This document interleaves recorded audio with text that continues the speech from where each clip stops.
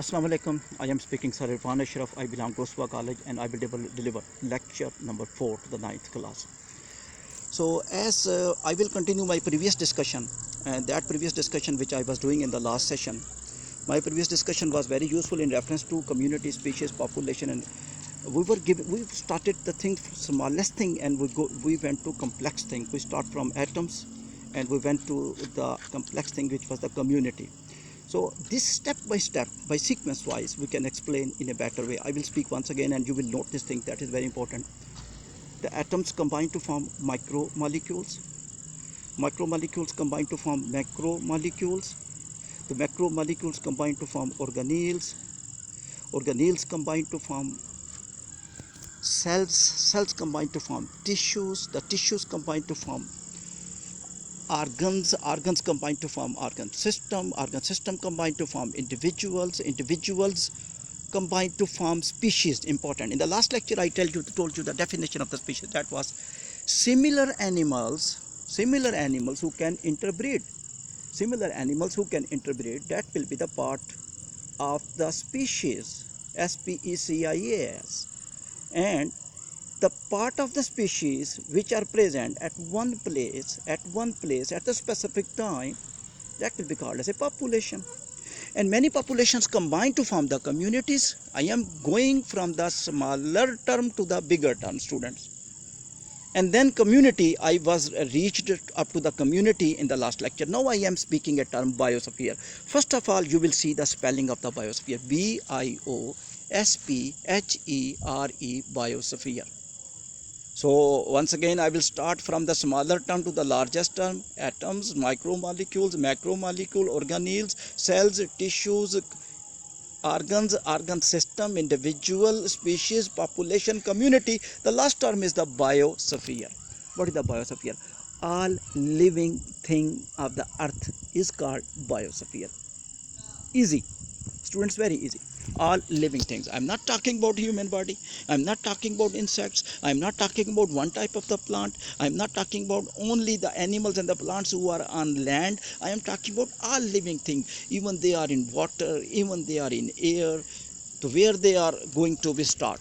That is easiest way to understand, to identify the living thing in the universe, in the earth. That starts from the bottom of the sea to the top of the mountain. From the bottom of the sea to the top of the mountain. Look here, if my finger is the upper layer of earth, so it will start from the base of the finger to the top of the finger, mean up to the nails.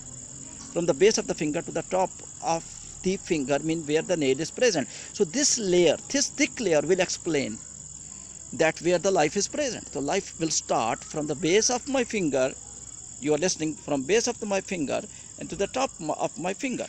So this is the biosphere. So I have written this definition very easily. Layer of the earth with a living thing. No question is, sir, where this layer of the earth start?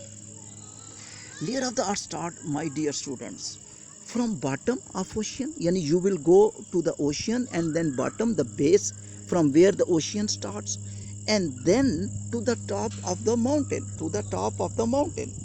Reason?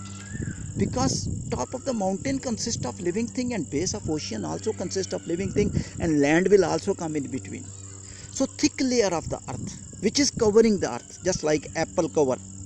If apple is earth, the cover of apple mean the skin of the apple, that is thick, that consists of living thing. So it do not consist in the roads only, the lands only, the deserts only. The mountains also present, and the aquatic life is more. I was talking in the last lecture that aquatic life is more than the terrestrial life. Students, what is the biosphere? This is the largest term. Smallest term was atom, and largest term I told you today, that is the biosphere. So what is the biosphere? The largest term for the living things. How we can explain? All living things, including everything present in the earth, that is the biosphere. That is clearly the biosphere. The biosphere never mean that you will think only aquatic animals are the biosphere. No, they are included. The birds are included. Yes, they are included in biosphere. The human beings, yes, they are the parts of the biosphere. The lions, they are the parts of the biosphere. The dogs, they are the parts of the biosphere. So everything which is present in the the skin of the earth, the thick layer of the earth which is covering the earth. What is the meaning of the sphere here? Sphere mean the earth, that is almost in the spherical shape. We are referring sphere. So bio mean living thing present in the earth, starting from the base of the ocean to the top of the mountain. That is called as a biosphere. We go back to very important terminology which I will explain here. But before that, I will tell you what is this type. Mustard plant. Mustard, this is a plant name. Student, if you have to be now attentive, because I am giving you information which will be used in the next chapters. Animals and the plants are named according to biology. Two names are used.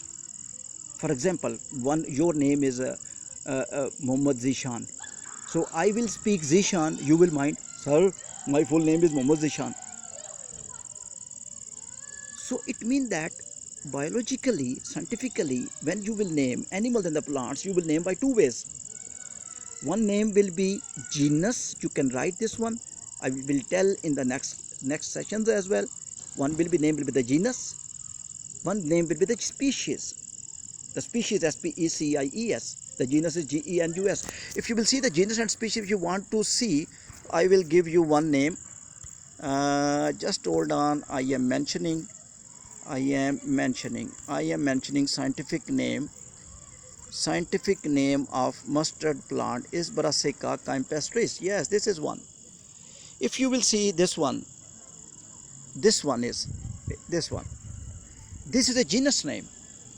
You are watching Brassica, B-A-R-A-S-S-I-C-A, Brassica, genus name. So whenever you will explain animal and the plants biologically, you will use two words. By one word, you cannot explain any living thing. You have to use two words. Which word you will use? First of all, the genus. The genus. How you will identify the genus, sir? How you will identify, how you will make the difference between the genus and the species in the writing? Yes, this is an important question. This is next chapter topic, but I am just giving you in a brief way so that you are able to understand. Sir, you are telling mustard plant also, you are telling Brassica campestris also. Why you are using two names? I am using two names. Reason is that because one is a common name and one is a biological name. Biological name, first name will be called as a Brassica, B-A-R-A-S-S-I-C-A. You can see here. You can see on the slide. And you will write the genus first of all. And you will write the species later on. And species first name will be in smaller letter. Species first name will be in a small letter, and the genus first name will be in a capital letter. Once again, I will tell you the difference between genus and the species in writing. How you will write species? I have to mention. Just hold on. This is the species, campestris. So it means that I have written two names of single thing. In Urdu, I will say, what is the name of this plant? Sarson ka poda. Two names I am speaking. Mustard plant. Look here. This is common name. Common name means that is not the biological name. That is not the biological name. What is the biological name? This is the biological name. This is the biological name. This is the name you can explain in a scientific name. Brassica campestris. So how you will write the spelling? The first capital alphabet of the genus will be in a capital letter, and first alphabet of the species will be in the small letter. And that will be the way you will write the naming of the living thing. I will tell you terminology. I don't want to tell here because you will study in the next chapter. One thing interested for you, what is the human being name? This is a question coming into your mind, sir. What is our name? Oh, one is your name which is named by your father, Akbar, Zishan, etc., etc. One is a biological name. Biological name will be like this one, Homo sapien. Homo sapien. That is important because Homo will be a genus and species will be a sapien. Once again, the difference, I will tell you the difference between in writing the genus and species is that you will write the first alphabet of the genus in a capital letter, and the species will be in a small letter. Now go back to the important part of the mustard plant. We come here. First of all, I will tell you, look here, the scientific name here. You are watching the scientific name, biological name. Yes, here written. Where is the written? You can see. Yes, here the written. Brassica campestris. So Brassica is the genus and the campestris is the species, the scientific name of the Brassica plant. Now we go back to the conversation which I want to do. Root, stem, leaf is important part of the plant. You know that, you already know, you have seen the root, stem and the leaf. And how you will explain this one? Root, stem, leaf, collectively called vegetative part. I will be slow because these all informations will be helpful in the coming lectures. Root, stem and the leaf is called the vegetative part. Where it is written VEGETATIVE. Once again I will tell you, these are the vegetative parts. Why they are vegetative? Question is that, sir, why they are called vegetative? Reason, because they cannot reproduce. They cannot reproduce. So it means now your mind is working. Students, you can say me yourself, sir, plants are composed of two parts. One is a vegetative part and one is a reproductive part. Yes, you are right. Now once again, question comes in the mind. Sir, what is the reproductive part of the plant? What is the reproductive part of the plant? Reproductive part of the plant is a flower. Did you see the flowers? They are the reproductive part. So vegetative part means the stem, root and leaf. Reason, because they cannot reproduce. They do cell division, which will not help them in increasing the numbers. You know that the increase in the numbers of the stem, root and leaf depend upon the reproduction. The reproduction will be done by the flowers. So you will explain, once again the scientific naming I will explain. Whenever you have a human being, one is a name assigned, one is a name assigned by your father, one is a name assigned by scientifically. Scientifically your name will be the Brassica campestris. Brassica campestris will be scientific name of the Brassica plant, and the scientific name of the human will be Homo sapien. Homo sapien, Homo sapien, Homo sapien. That will be the name of the scientific name of the human body. Now two more terms I have explained you: vegetative part, reproductive part. Four terms I am telling you. Homo sapien, scientific name of the human. Brassica campestris, scientific name of the Brassica. Vegetative part, the stem, root and the leaf, collectively called vegetative part. And what is the flower? Flower is the reproductive part. Flower is the reproductive part. Flower is the reproductive part. So it means that leaves, plants and the roots, they cannot reproduce because they have no reproductive structures, because they cannot form the sperms, because they cannot do cell division like meiosis. Two cell divisions you will study in this book. One is a mitosis, one is a meiosis. Mitosis will help in increase in the number of the cells but not in reproduction. Meiosis help in the formation of the sperms.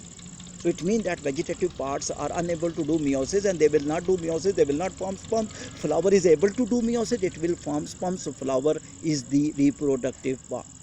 What are vegetative organs, sir? Well, leaves are organs. Plant stem is the organ, the root is the organ. So mustard plant or vegetative part is the stem, root and leaf, and fruits and the seeds and the flowers, that is the reproductive parts. Now I have to identify where is the reproductive parts are written. That is the reproductive parts. If you can see that is the reproductive parts. That is the reproductive part is written.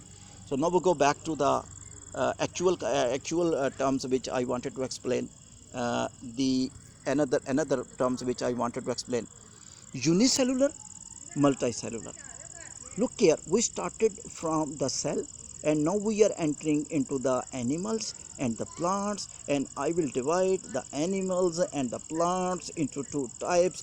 One will be unicellular animals, one will be multicellular animal. What is the meaning of this? If anything consists of single cell, that is the unicellular animal. If anything consists of the many cells, that is called as a multicellular animals. We are, as a human body, I am the multicellular because I am multicellular because I consist of the many cells. If anybody consists of many cells, that is a multicellular. If anybody consists of single cell, that is a unicellular. So if you see example of the unicellular animal, I will explain. If you are watching this diagram, irregular shape, I should identify. Just hold on. Just hold on. Yes, this one. Students, this one. Strange type of animal, irregular shape. Irregular shape. Name is written. Name is written. That is amoeba. Amoeba. Question, sir, why you are telling this amoeba to us? Because I just want to classify unicellular and multicellular. They are the unicellular.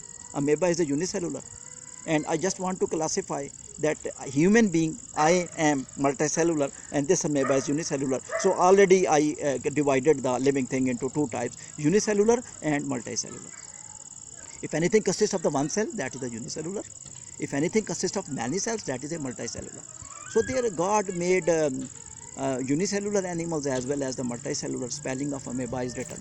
Now we are telling a terminology. This is that another diagram which you will see. I just want to identify that diagram. Just hold on. I just want to tell you this one. Uh, this one. This one. I just want to tell you. What is this? This is a paramecium. Paramecium. You are watching small outgrowths. Small outgrowths. Look here. These small outgrowths. These small fibers. These small fibers. Did you see? I am indicating those. These fibers are cilia. These are locomotory structure. Now, what is a locomotory structure? Anything which move by any organ, that organ is a locomotory structure. My legs are my locomotive structure. I will walk due to my legs. This paramecium will walk due to the cilia, and cilia is the locomotive structure of the paramecium. And why you are teaching paramecium to us? It is unicellular. So I am dividing, giving you example of unicellular animals. Sir, why you was telling us the Brassica? Reason is that Brassica is a multicellular. Brassica is the multicellular. Human body is a multicellular. Question, sir, any other example of unicellular? Yes, third one I will also give you. Go back here. Just hold on. I will move this one and now indicate this one. This one is a Euglena. Spelling are visible. Euglena. Look here, Euglena here at the corner of the screen. Euglena. Euglena. Unicellular animal. Unicellular animal. Some animals live together in the form of the colony. Just like you sometime. Now colony form, you cannot live in the corona crisis because if you are living together, the police will capture you. But animals can live together. There is no threat to these animals because they can live, living things, they can live together. As for human being, you cannot gather and you cannot come together and you cannot discuss. But these animals are closer. If you see these animals who are in the form of the colonial form, you will see that is the volvox, Volvox, and they are in the form of the colony, if you can see. I will magnify, just hold on, I will magnify this one and I will show you. Yes, this is a volvox in the colonial state because they are living together. And you want identification? Yes, just hold on. I will move this one lecture in at one side, and I just want to indicate you the thing which is necessary here. You give me little time. Yes, now I can now. This is the colonial state, and name is Volvox colony. So three types I told you. Sometimes animals are unicellular and they can live alone, like paramecium, amoeba, euglena. Sometimes they live in the colonial state, and sometimes there is a multicellular animal, just like a Brassica caterpillar. So thank you very much. Now I gave you very useful information, and for fifth session, I think we may switch to next chapter, but not next chapter because I will tell you about the Rana Tigrina. This is the suspense. What is the Rana? This is not the Rana of human body.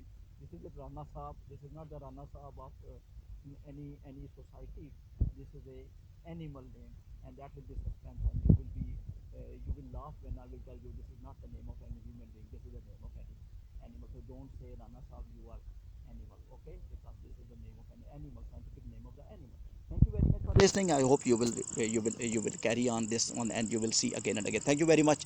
We will inshallah meet in the next lecture.